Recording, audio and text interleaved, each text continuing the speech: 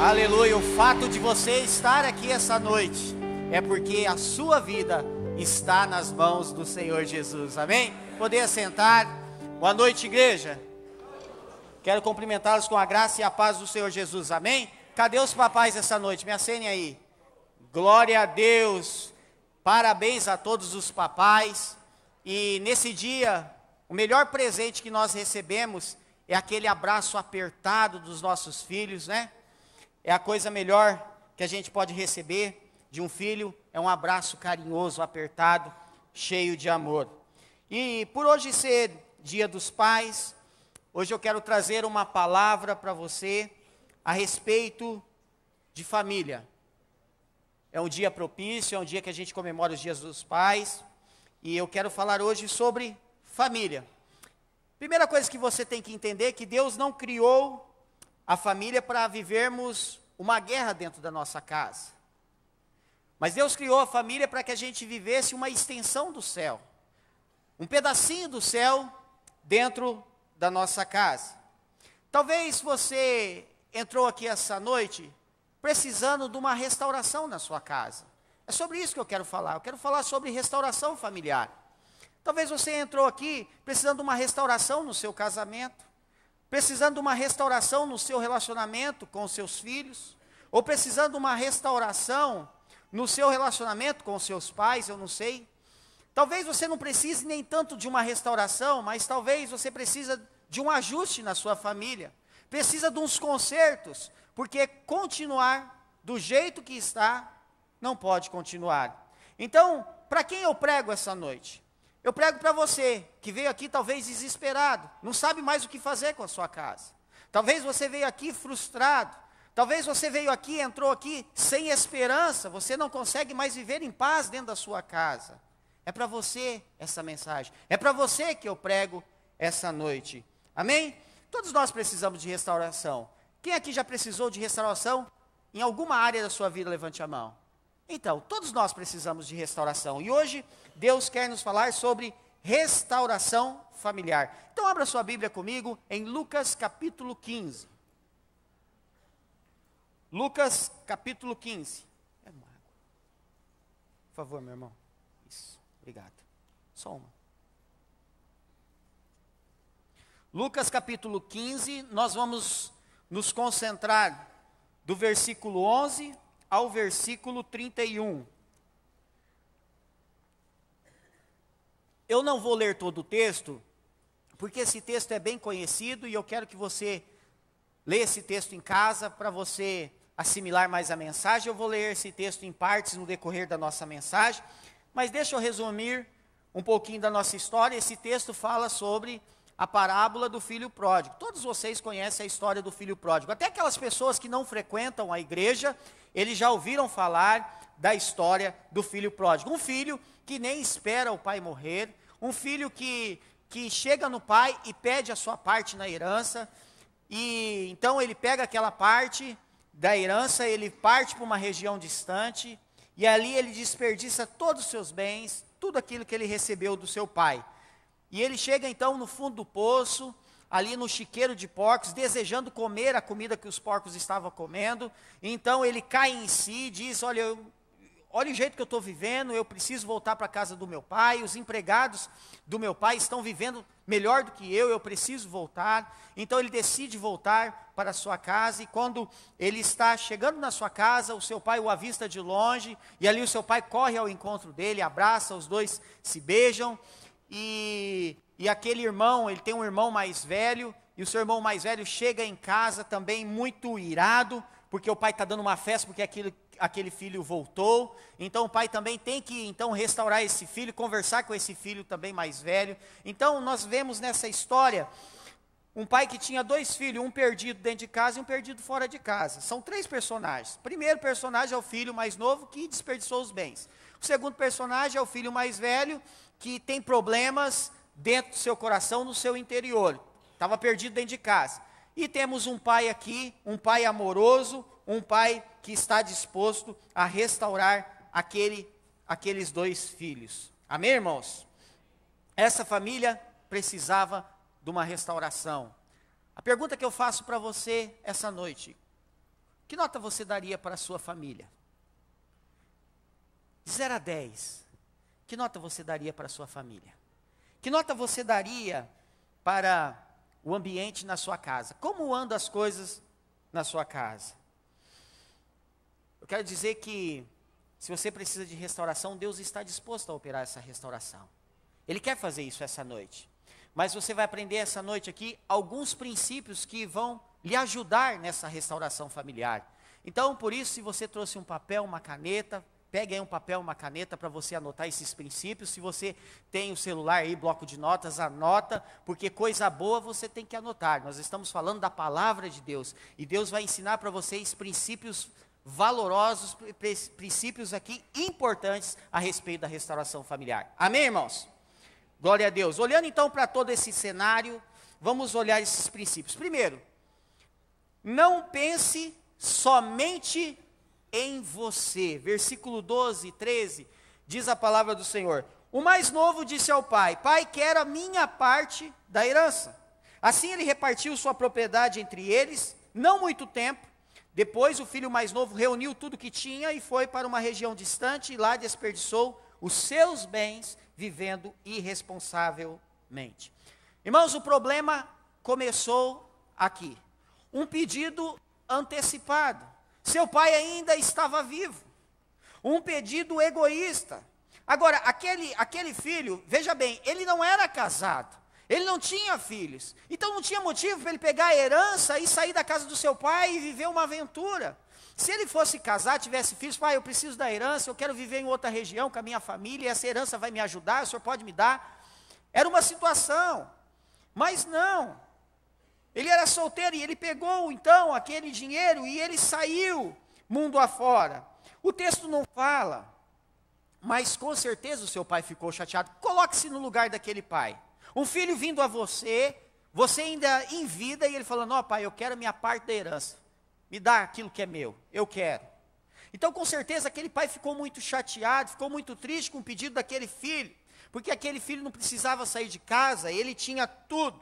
E ele não pensou nos sentimentos do seu pai, ele não pensou nos conselhos que o seu pai estava lhe dando, mas ele pensou somente em si, somente nas suas necessidades. A necessidade dele era mais importante do que a sua família. Ele queria satisfazer a sua necessidade. Agora veja bem o que eu quero te falar. Muitas famílias estão passando por problemas, estão precisando de restauração, porque as pessoas que estão dentro de casa, cada um só pensa em si. Cada um só pensa em si.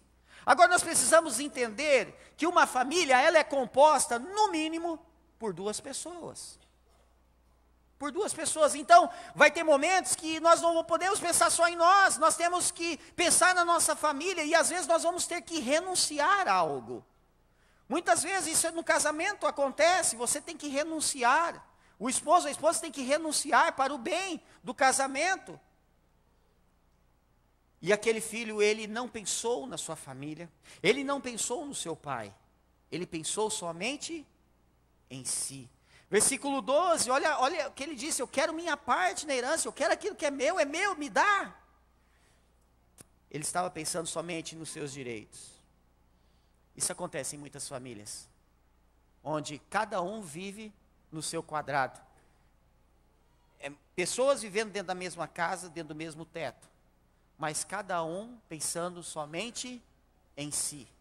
É o que eu quero, é o que eu gosto, é do meu jeito. O filho mais novo, naquele momento, ele não valorizou a sua casa, não valorizou o seu pai, não valorizou sua família. Versículo 13 diz que ele foi para uma região distante. Sabe o que isso me faz pensar? Que ele não queria que ninguém se metesse na vida dele. Ele pegou aquele dinheiro, aquela herança, e ele partiu para uma região distante. Ele estava dizendo: olha, eu não quero que ninguém se meta na minha vida. Por isso que eu vou ficar longe do meu pai, eu vou ficar longe do meu irmão, eu vou sair de perto, porque eu quero viver a minha vida, eu quero viver a vida do meu jeito. E ele foi para uma região distante. Ele não queria que ninguém opinasse na sua vida. E a parte mais triste desse versículo é quando diz que ele viveu irresponsavelmente. Ele viveu de forma irresponsável. Irmãos, Deus é o Senhor de nossas vidas, e a gente não pode sair vivendo a nossa vida de forma irresponsável. A gente precisa saber das nossas responsabilidades, dos princípios da palavra de Deus, da obediência ao Senhor, e a Bíblia diz que ele viveu irresponsavelmente. Foi por isso que ele foi parar no chiqueiro de porcos. Talvez você precise de uma restauração, porque você tem pensado somente em você, e isso é viver irresponsavelmente. Quando você pensa só em você, você está vivendo de maneira irresponsável. Davi, quando ele cometeu o pecado com Betseba, ele não pensou no casamento dele. Ele não pensou no casamento do seu próximo. Ele pensou somente nele, no prazer dele, naquilo que ele queria. Então, para vivermos uma restauração familiar, nós não podemos ser egoístas e pensar somente no que eu quero, no que eu preciso, no que eu desejo. Família é composta de no mínimo 2 pessoas. E pessoas às vezes têm opiniões diferentes e a gente vai ter que às vezes renunciar. Você pode experimentar uma restauração familiar, então não pense somente em você. Segundo princípio, faça sempre uma avaliação de você e de sua família. Versículo 17, olha que a palavra de Deus diz: caindo em si, ele disse: quantos empregados de meu pai têm comida de sobra e eu aqui morrendo de fome? Irmãos, nunca é tarde para fazer uma avaliação, para saber de como vão as coisas dentro da nossa casa.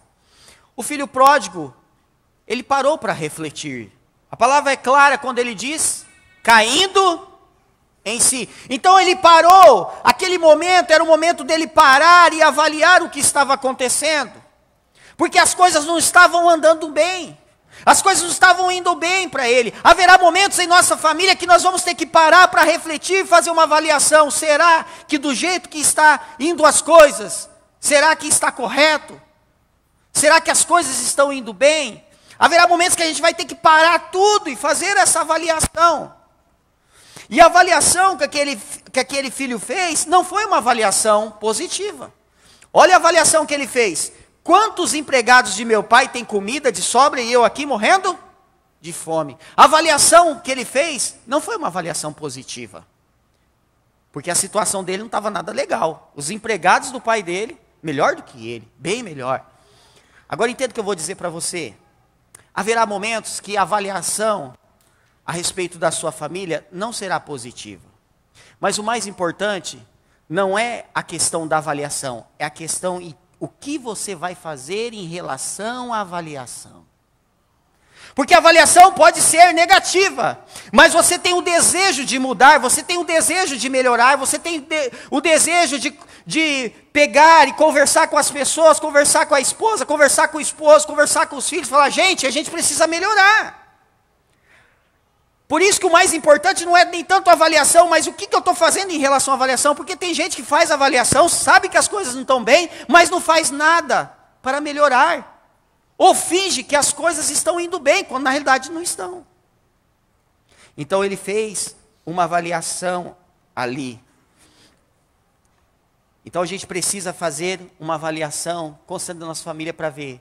Do jeito que está indo bem, meu casamento está indo bem, meus filhos estão indo bem, meu relacionamento com eles estão indo bem. Se a avaliação não for positiva, então veja o que eu preciso mudar. Por quê? Existe uma frase muito interessante que eu gosto. Se você não está satisfeito com a colheita, mude a semeadura. Você está satisfeito com a sua colheita? Você está satisfeito com os seus resultados? Se você não está satisfeito, você vai ter que mudar a semeadura. Vai ter que mudar a semente, mudar o que está fazendo. Amém, irmãos? Terceiro princípio, reconheça os seus erros e peça perdão. Versículo 18 diz o seguinte: eu me porei a caminho e voltarei para meu pai, e lhe direi, pai, pequei contra o céu e contra ti. Não é vergonha reconhecer quando as coisas não estão bem.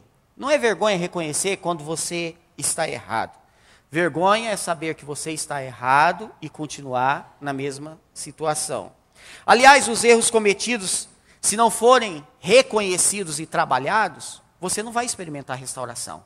Você precisa reconhecer os erros, trabalhar nos erros, para que essa restauração na sua casa, na sua família, no seu casamento, no relacionamento com os filhos, aconteça. Então a gente precisa reconhecer. Agora, a primeira coisa nesse processo, o que é? É vencer o orgulho. É vencer o orgulho. Versículo 18 ainda, olha o que ele diz. Eu me porei a caminho e voltarei. Irmãos, ele precisou vencer o orgulho. Aquele menino arrogante que pediu a parte na herança e falou, eu vou para uma região distante, ninguém se mete comigo, ninguém tem nada a ver com a minha vida. Agora ele tinha que fazer o quê? Voltar.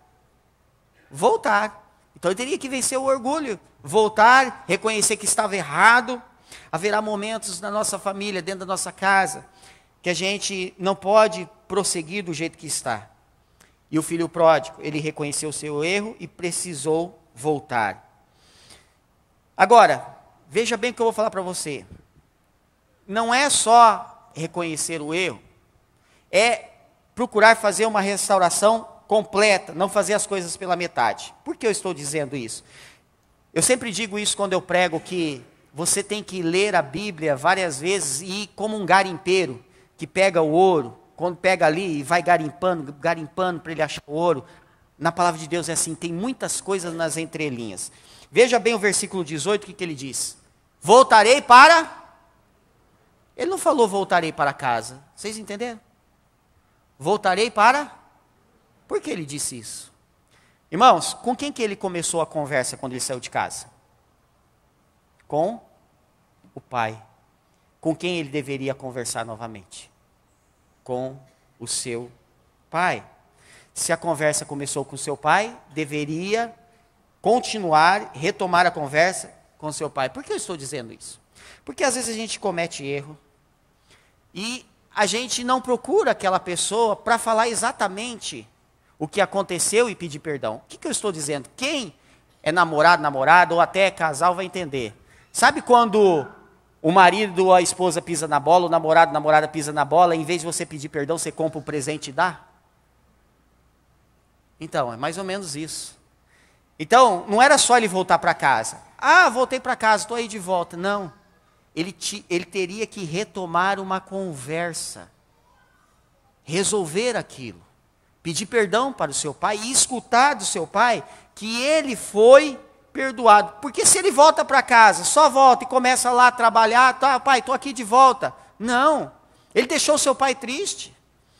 Ele fez um pedido que seu pai ainda estava vivo, pedindo a herança. Então ele precisava esclarecer, pedir perdão para o seu pai. A restauração precisava ser completa. E olha o que ele diz para o seu pai. Pai, pequei. Irmãos, ele precisava ouvir do seu pai o pedido, precisava ouvir do seu pai que ele estava perdoado. Por que isso? Porque isso é um processo terapêutico. Terapêutico. Nós precisamos pedir perdão e ouvir que nós fomos perdoados. E a pessoa também quer ouvir o seu pedido de perdão. Porque até para ela te perdoar, porque às vezes você volta, o cara gastou tudo a herança, ou o marido pisou na bola com a esposa, você me ofendeu, você disse palavras duras, agora você vem com um presentinho para mim? Não, você tem que falar para a esposa, me perdoa, olha, eu errei, falei aquilo que não deveria. Aí se quiser dar um presentinho, aí eu também trouxe um presentinho para você, né? Já investe, né, irmãos? Então, ele precisava voltar para o seu pai, e foi isso que ele fez. Então, terceiro princípio, reconheça os erros, mas também peça perdão. Se conversas precisam ser retomadas, retome a conversa. Amém, irmãos? Quarto princípio, não se afaste de sua família. Veja bem, os três princípios nós concentramos no filho mais novo, aquele que esbanjou. Agora nós vamos falar um pouco do filho mais velho, porque também esse cara tinha problema. Família abençoada essa, né? Esse aí também tinha problema. Então, olha o que diz o versículo 26, fala assim, então chamou um dos servos e perguntou-lhe, o que está acontecendo? Então veja bem, o filho mais novo volta, arrependido, pede perdão, o pai abraça ele, fala, meu filho, olha, que bom você voltou, vamos fazer uma festa. E aí esse irmão mais velho chega em casa, e ele chega e pergunta, que barulho é esse, que festa é essa, por que estão dando uma festa? Eu não estou sabendo de festa. Qual o motivo dessa festa? A pergunta que me intrigou foi o seguinte: por que ele não sabia dessa festa? Talvez você fale, mas ele estava no campo. Ok, mas um irmão meu, que está muito tempo fora de casa, que eu não tenho notícia dele, e ele volta, e as pessoas sabem que eu amo meu irmão, o que os empregados vão fazer? Vão lá me chamar. Ó, seu irmão voltou, cara. E o seu pai vai dar aquela festa, vem, vamos participar com a gente. Mas ninguém foi lá chamá-lo. Sabe por quê? Porque ele chegou perguntando: que festa é essa? Ele não sabia que o seu irmão estava voltando. Sabe por quê, irmãos? Porque ele era uma pessoa distante de sua família. Às vezes os empregados pensaram: nem vamos chamar ele, porque ele não gosta do irmão dele mesmo, ele é meio distante, ele é esquisito. Deixa ele lá no canto, a hora que ele chegar, ele participa da festa.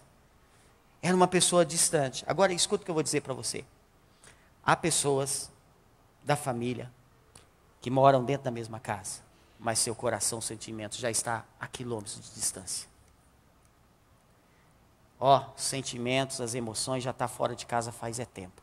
Está só o corpo ali, mas o coração já não está mais ali. Está só esperando uma oportunidade para sair. Ou uma oportunidade do divórcio.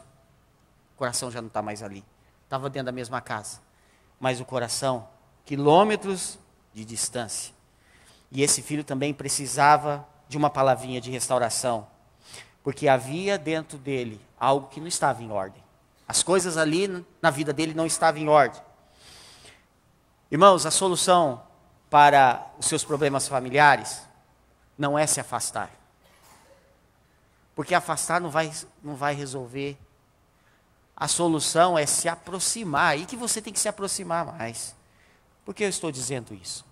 Existem pessoas dentro da família, dentro da casa, que ao invés de buscar uma restauração, se afastam. Há cônjuges que se afastam. Como, pastor? Diminui o diálogo. Só conversa o que é necessário. Já não tem mais o diálogo que tinha antes. A comunicação está complicada. Começam a se afastar e só conversa o que é necessário. Há filhos que se afastam dos pais, não compartilham mais os momentos da sua vida com os pais. Não tem mais prazer de sentar e conversar com o seu pai, com a sua mãe, contar o que está acontecendo. Há pais que se afastam dos seus filhos, não quer saber o que está acontecendo com o filho, não quer saber como andam as coisas no coração do filho. Há irmãos que se afastam, parece que não são mais irmãos, mas são dois rivais, são inimigos. E quando isso acontece, relacionamentos começam a esfriar dentro da nossa casa. E aí nós precisamos de uma restauração. E quando a gente se afasta, é igual uma rachadura. A rachadura começa numa parede, se você não conserta, a rachadura fica maior, maior, maior, e aí a parede cai. Para que tentar construir de novo, sendo que você pode restaurar? Para que esperar a casa cair, se você pode restaurar? Então, não se afaste de sua família, tem problema? O diálogo é a melhor solução. Chame para conversar, o que está acontecendo? Precisa conversar. Chame para conversar, não se afaste não se isole, não fique calado. Resolva a situação, que Deus quer operar uma restauração na sua casa. Amém, irmãos? Quinto princípio. Tenha cuidado com os sentimentos errados. Isso é muito importante. Versículo 28 ao versículo 31. Estamos falando agora do filho mais velho.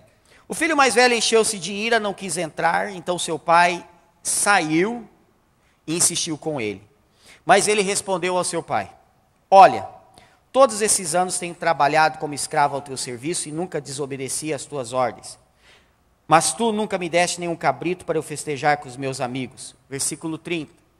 Mas quando volta para casa esse teu filho, que esbanjou os teus bens com as prostitutas, matas um novilho gordo para ele? Disse o pai: meu filho, você está sempre comigo e tudo o que eu tenho é seu. Olha o que acontece aqui. Aquele filho, tudo aquilo que estava guardado no coração do filho mais velho, ele bota tudo para fora agora.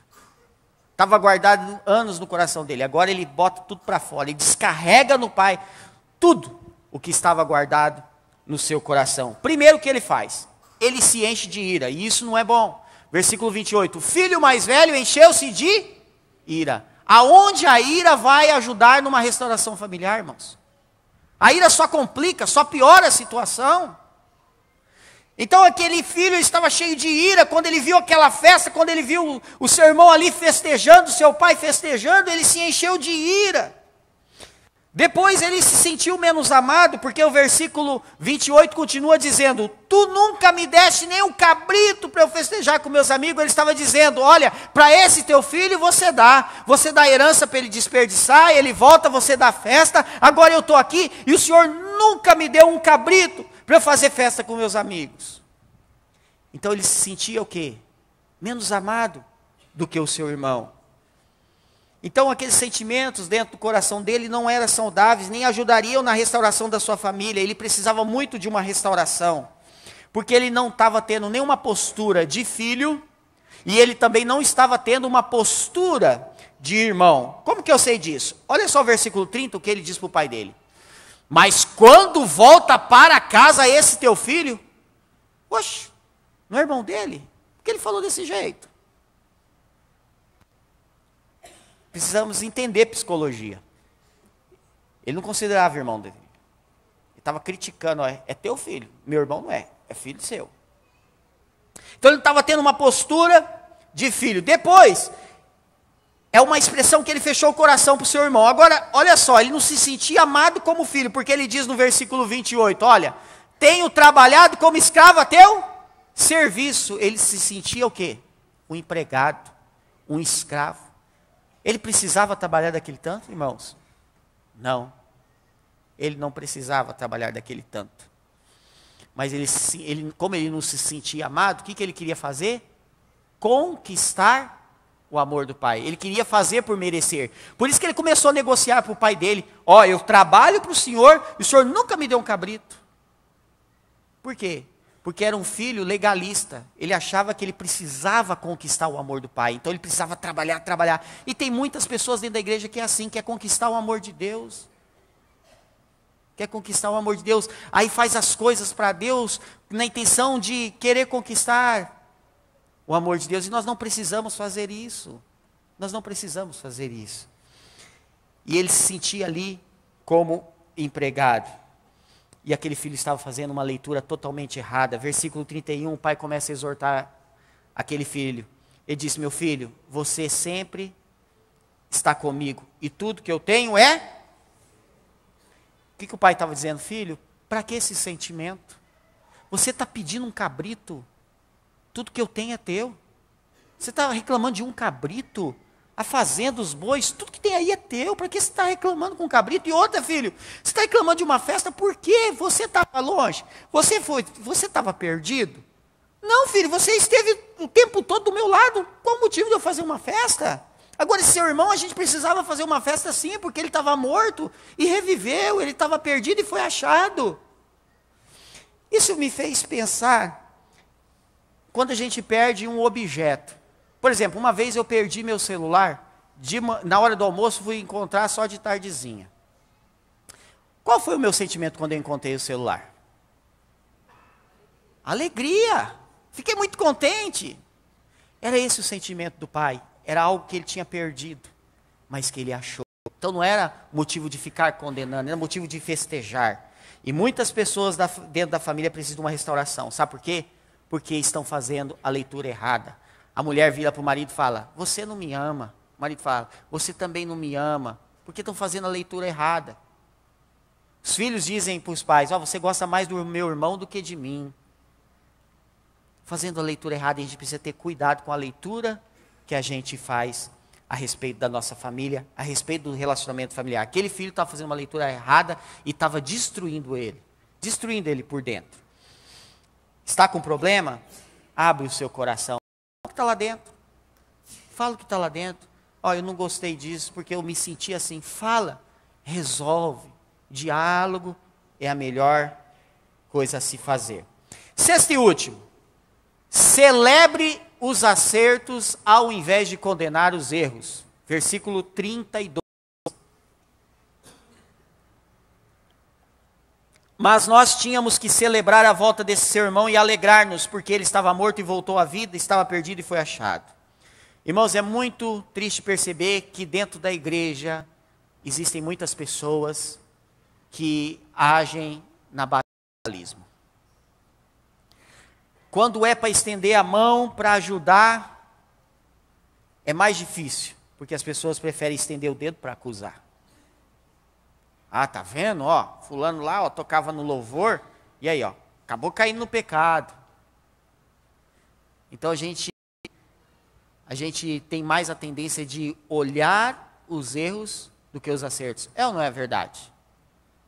A gente é assim. A gente valoriza mais aquilo que está de errado na pessoa. E a gente leva isso para dentro de casa também.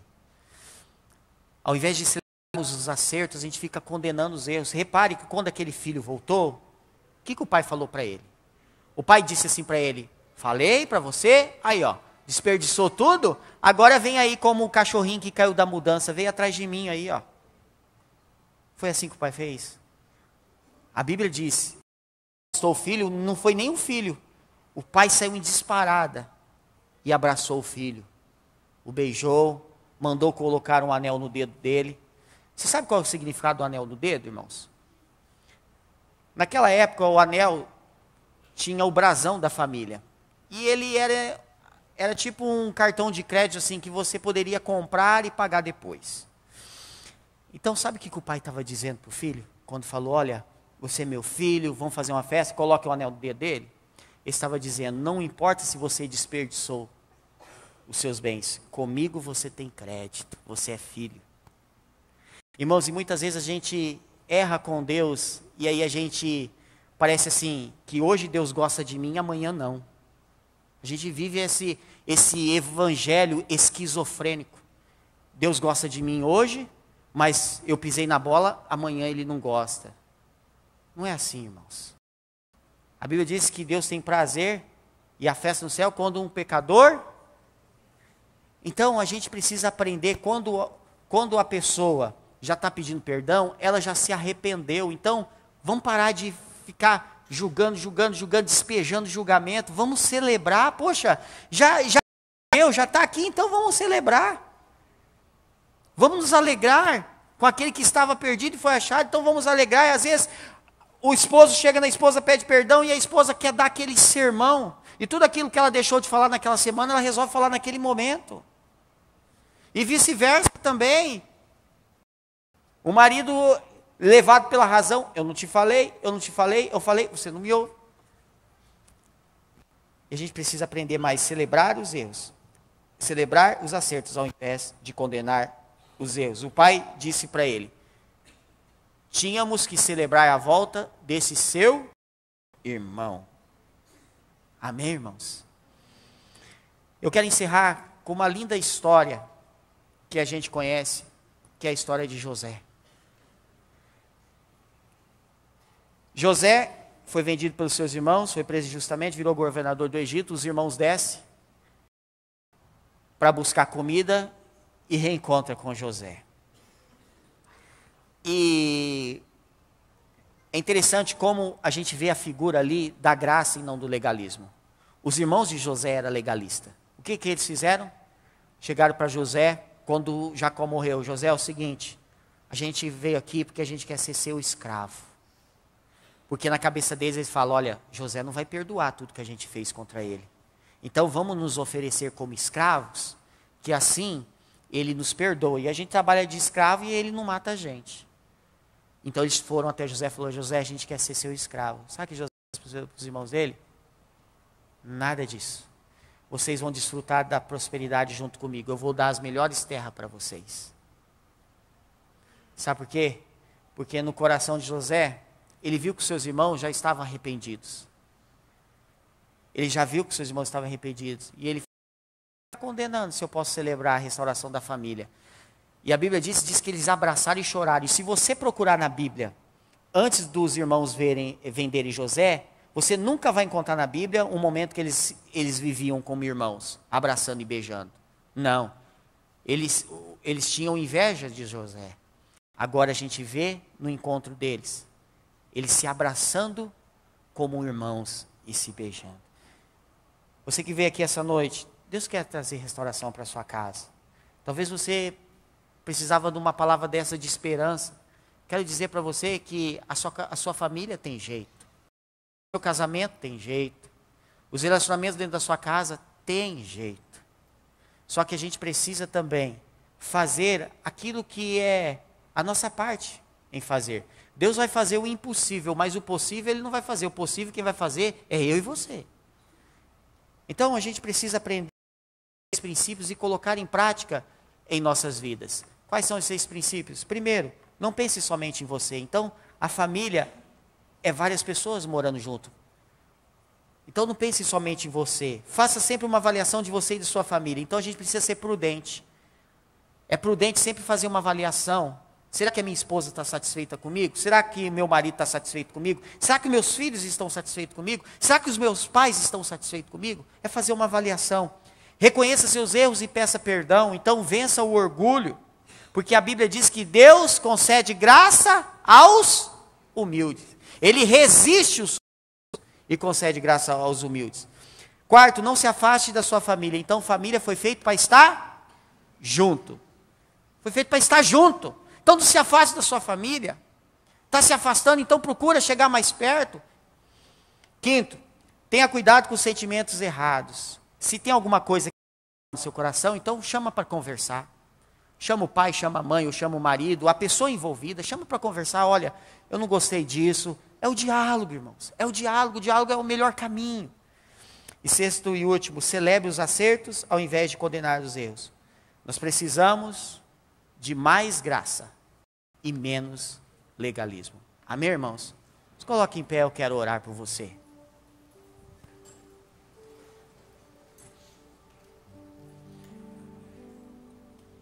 Feche os seus olhos e coloque o que Deus falou com você. Eu creio que em algum desses princípios Deus falou com você. Eu particularmente, Deus falou comigo dos 6 princípios. Eu preciso melhorar. Eu preciso melhorar. Se é o seu casamento que precisa melhorar, coloque. Se é os seus filhos, coloque. Se é o ambiente da sua casa, coloque diante do Senhor. Deus vai dar restauração. Paizinho querido, o Senhor sempre foi um Deus de relacionamento. O Senhor se relaciona consigo mesmo, que é o Pai, o Filho e o Espírito Santo. O Senhor fez a criação humana, a raça humana, porque o Senhor queria relacionamento. Pai, e é desejo do Senhor que a família fosse criada. A família é um projeto do Senhor. E tudo, a tua palavra diz que tudo que o Senhor faz é bom. Então o Senhor faz a família para ser algo ruim, para nos destruir, para a gente ficar estressado, para a gente brigar um com o outro, de maneira nenhuma. O Senhor fez a família para que a família seja um abrigo nas tempestades da vida, quando as coisas não estão dando certo, aonde a gente vai encontrar apoio, aonde a gente vai encontrar ombro, onde a gente vai encontrar abraço, palavras de conforto, vai ser na nossa família. O Senhor fez a família porque família é um centro de aprendizado à vida. É na família que a gente aprende a servir, para depois servir as outras pessoas fora de casa. É na família que a gente aprende a renunciar, para renunciar fora de casa. Deus, em nome de Jesus, eu peço que o Senhor esteja trazendo restauração, ó Pai, na casa dos meus irmãos.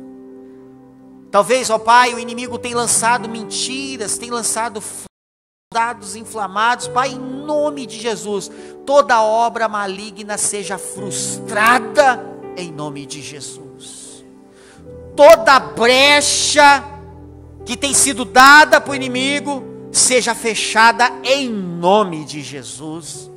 Não permita, Senhor, que o inimigo venha entrar e destruir casas, separar casais, pai de filhos.